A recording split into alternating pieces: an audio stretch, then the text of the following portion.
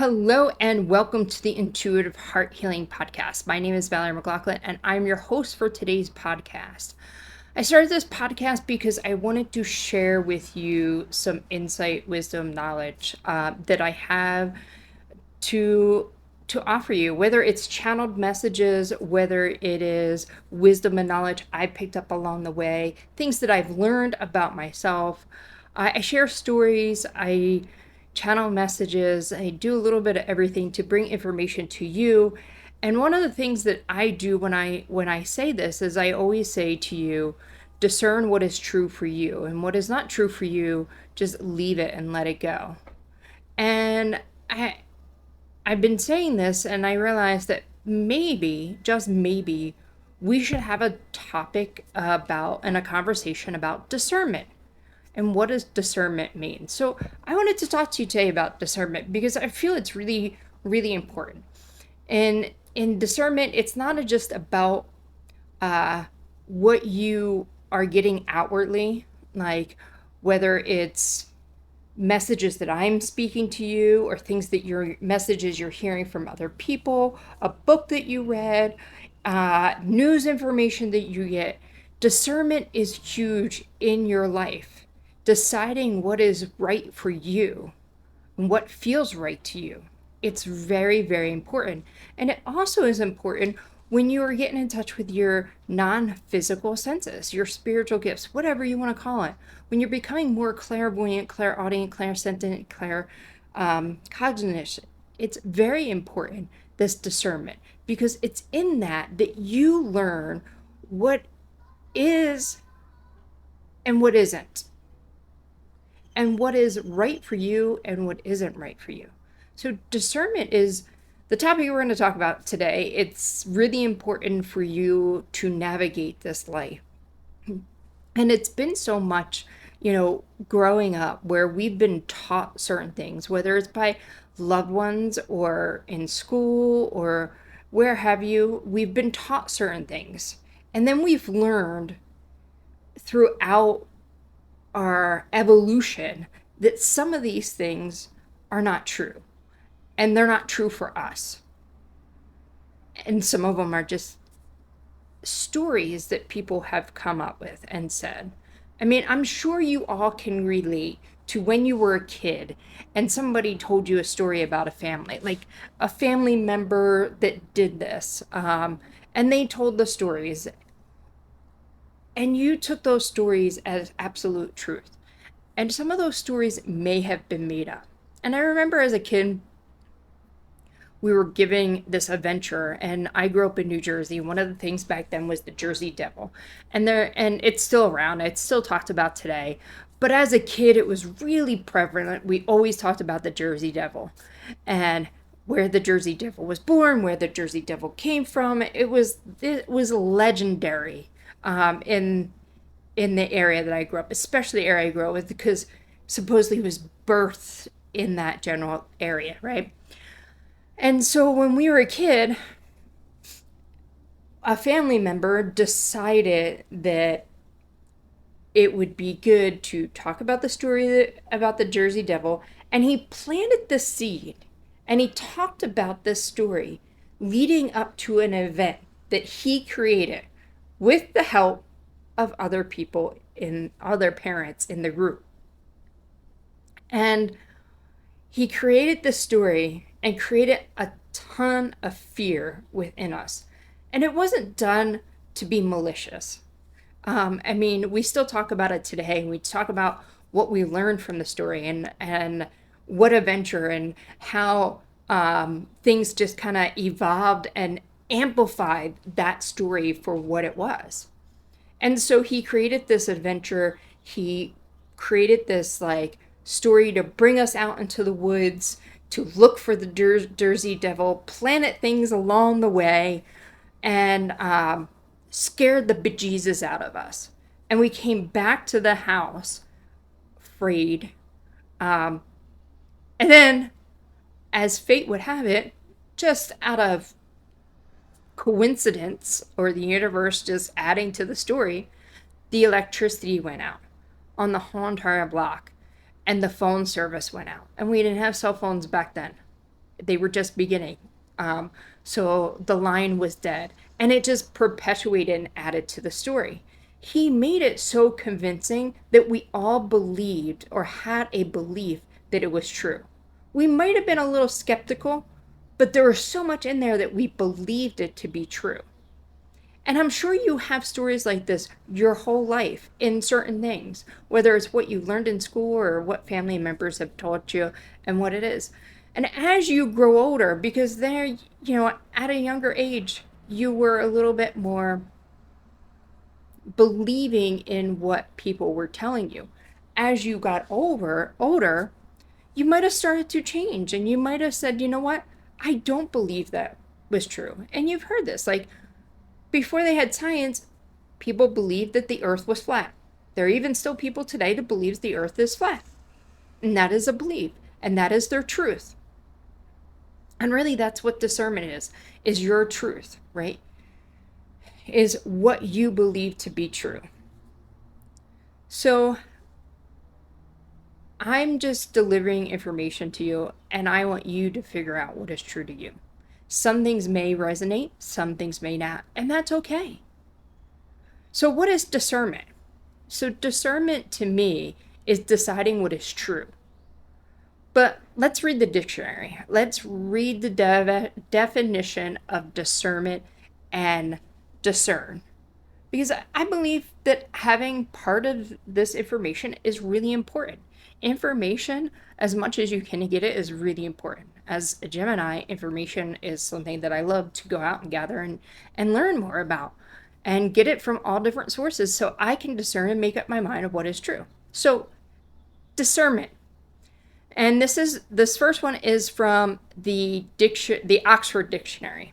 And it says the ability to judge well. That's what they say discernment is, the ability to judge well. Now we're going to go to the Webster Dictionary. And this is what Webster says.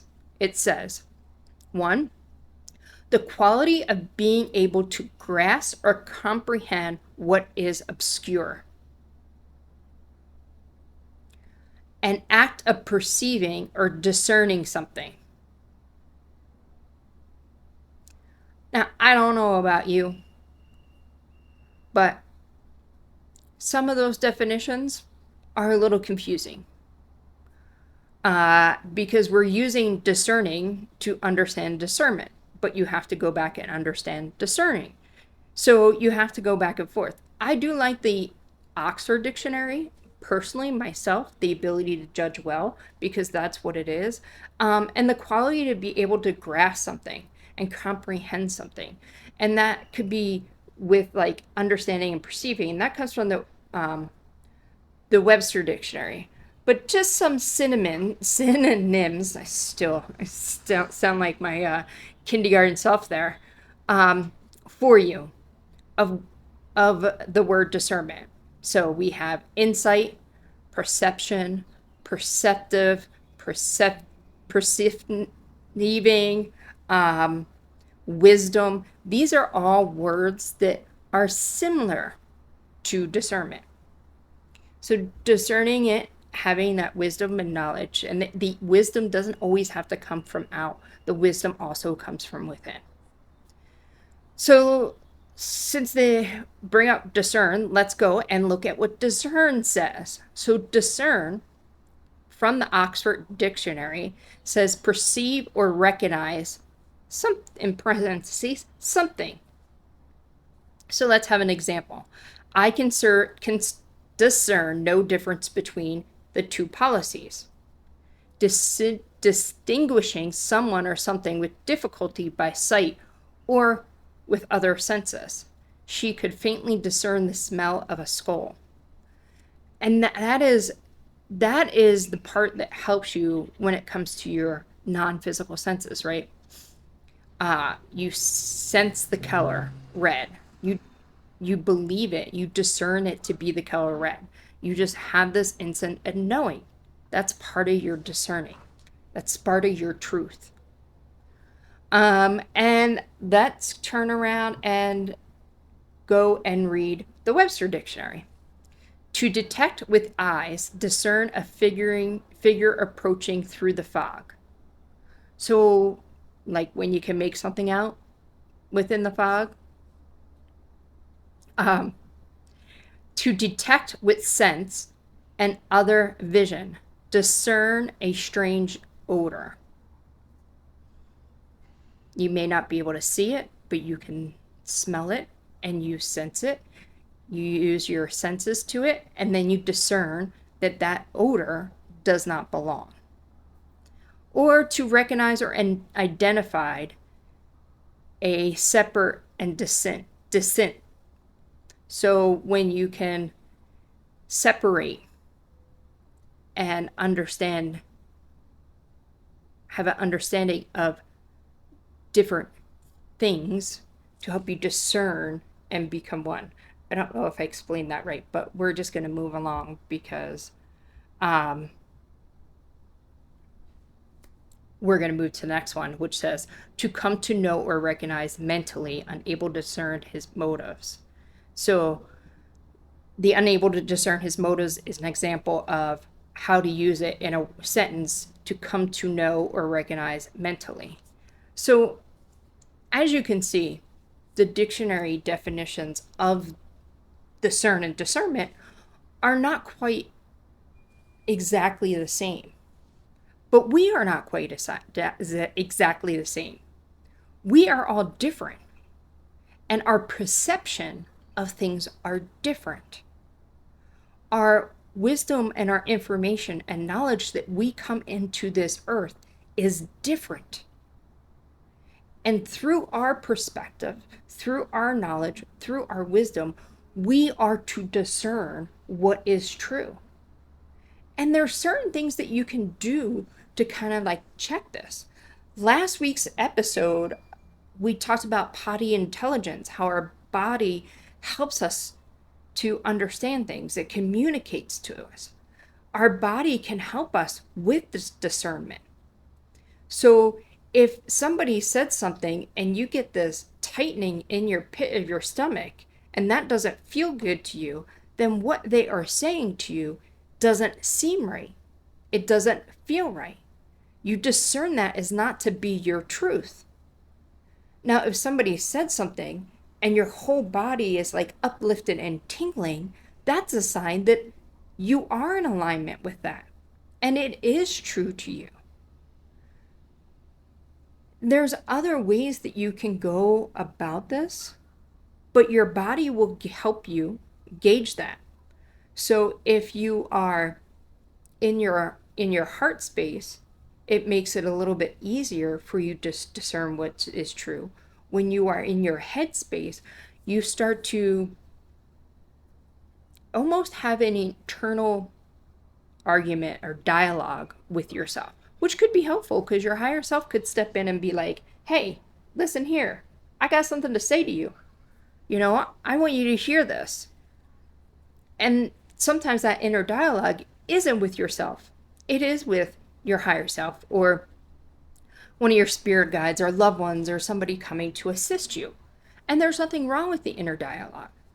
But also, the indicators of your physical body and opening it up, your heart, what feels good in your heart, will help you to decide what is true. But when we get caught up in the inner dialogue, sometimes we tend to believe somebody else's truth to be our truth. And at times there's nothing wrong with that. But at times we are actually fighting ourselves within. And you may have seen this on like a TV show or movie, or you could experience this in real life. But I'll give you like a TV show. One of the things they usually show is when they have somebody that is doing something that they're not comfortable with, right? So maybe they're having some peer pressure to toilet paper the gymnasium or something, and they don't feel it's right, and you can kind of see this push and pull that's going on, and they're having this inner debate within themselves of what is right and what is not right. And sometimes when we know something is not right, we still do it anyway because of the pressures that are outside. But I want you to really start to eliminate those pressures outside and only focus on you and what is true to you. Because your inner compass, your soul, is really going to help guide you along the way in this discernment and in discerning what's right and in knowing what's true to you. And it's okay to go out and collect information. I highly recommend it. I highly recommend that you go listen to somebody else talk about the same topic. It may be same or it may be different. It doesn't matter. What you're doing is gathering information. And the more information you have, the more that you're going to be able to make your own conclusion of what is true for you. You can see different perspectives. And you may hear me speaking right now and agree with everything I say 100%, although I find that may be a little bit hard to believe. But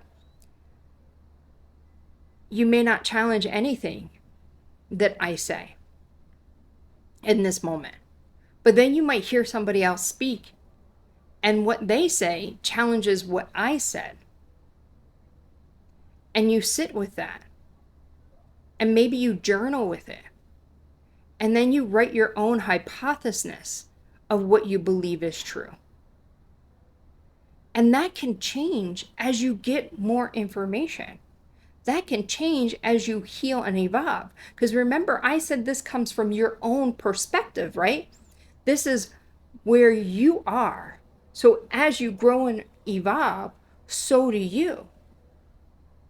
If I look back on my younger self, there's a lot of things that my younger self believed in that I no longer believe in. And part of that is because I grew and evolved. I healed so that I could allow myself to see more truths. I released guilt so that I could be of my own mind and not feel guilty that I should be listening to somebody else instead of myself and my own inner wisdom. I healed a story that was told to me that I perceived to be true that was not true, that was fabricated and made up. I let go of old beliefs and old patterns, and I allow myself to see from a different viewpoint, a different perspective. I can look at you, and I can look at you, and I can look at you and you and you, and I can gather information. And I start to see things from your point of view, and it allows me to broaden my point of view and be able to discern and believe more of what's true. Because now I'm not just looking through one lens, I'm looking all around. And you can do this too. This is why I'm sharing this with you, because you can evolve and change.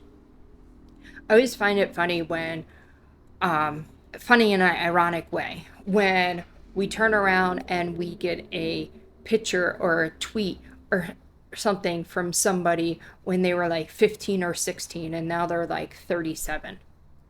It could be a ball player, it could be a politician, it could be whatever. And people will sit there and be like, oh, this, this person's this is what they said, this is what they done. But they don't take in the fact that we can evolve and grow. And we've heard this over and over and over again, right? Can't teach an old dog new tricks. You can't change somebody's perspective. That's not true. You can change.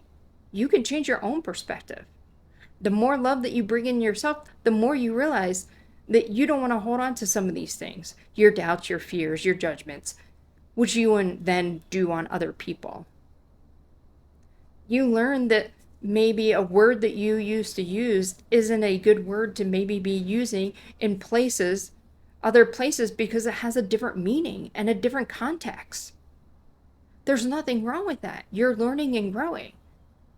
How many times have you guys, as a family or friends, you come up with your own type of language, but you can't use that language outside in other spaces because people aren't going to understand it.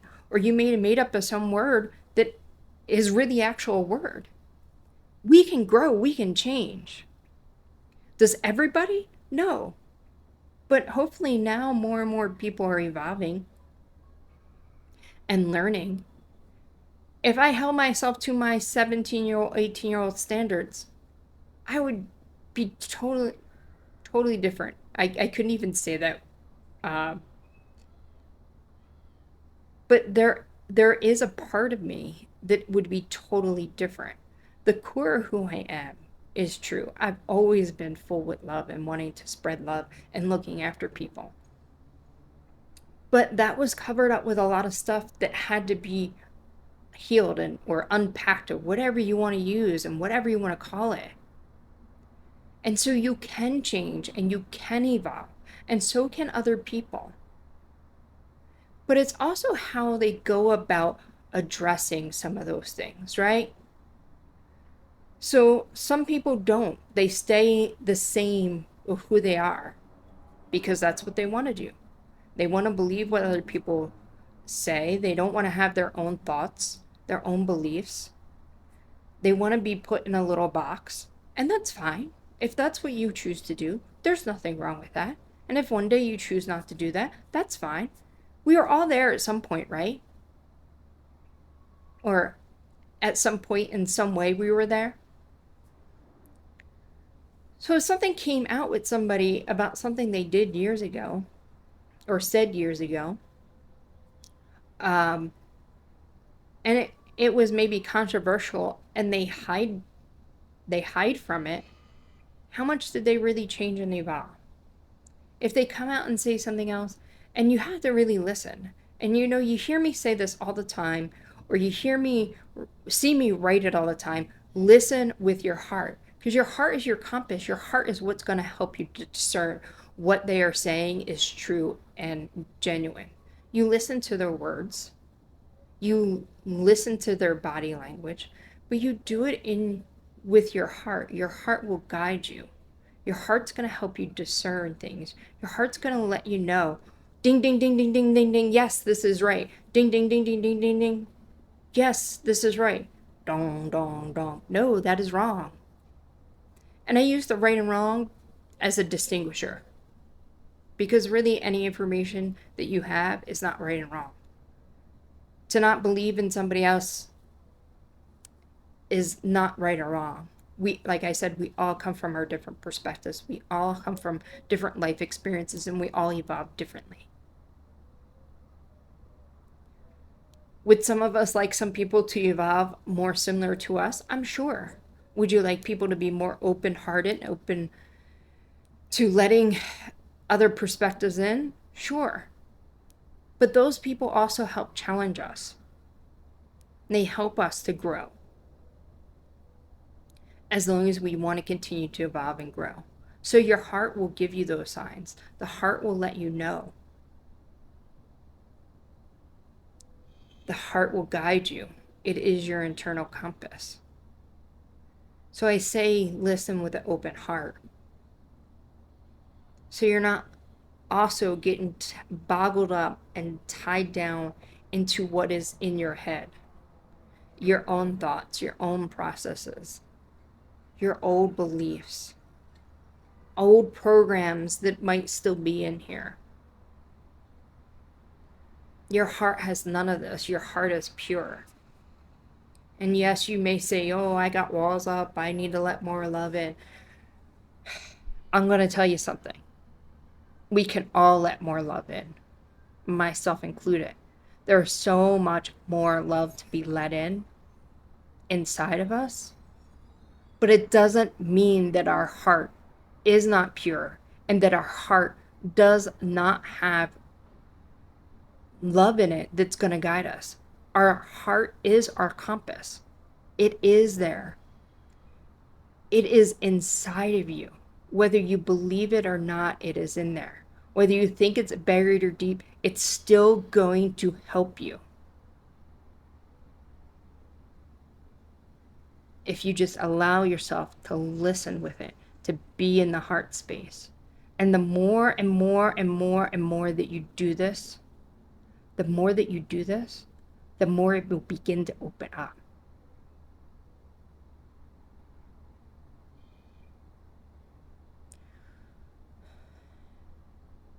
Your heart is here. It's your connection to your soul. It's a connection to your higher self. And it has more wisdom when it talks to your higher self than you can imagine in this world, because it is beyond this world. So go out, get more information, get out more wisdom, get out more knowledge. Sit with it. Experience what's coming up for you. Journal about it. You may believe something is so right, and then a part of you is trying to figure out why it's not so right. And that could be something that is for you to heal so that you can actually fully believe in what you know is true.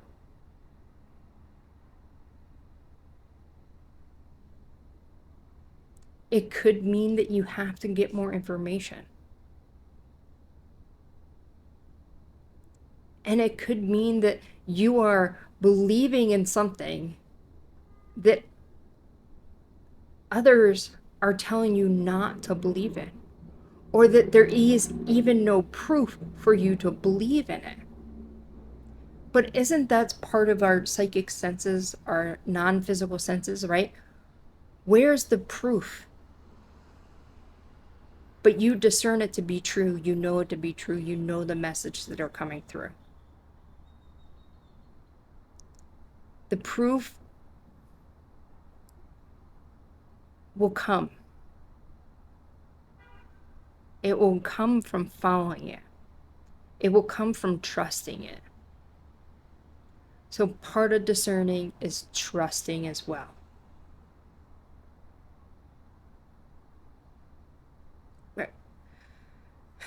I hope that this conversation has helped.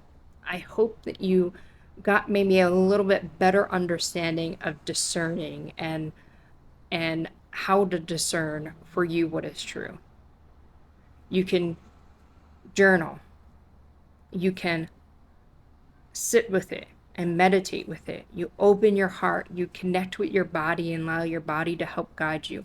Continue to get information and knowledge, not just from your spirit guides and your ancestors, God, but also from other people.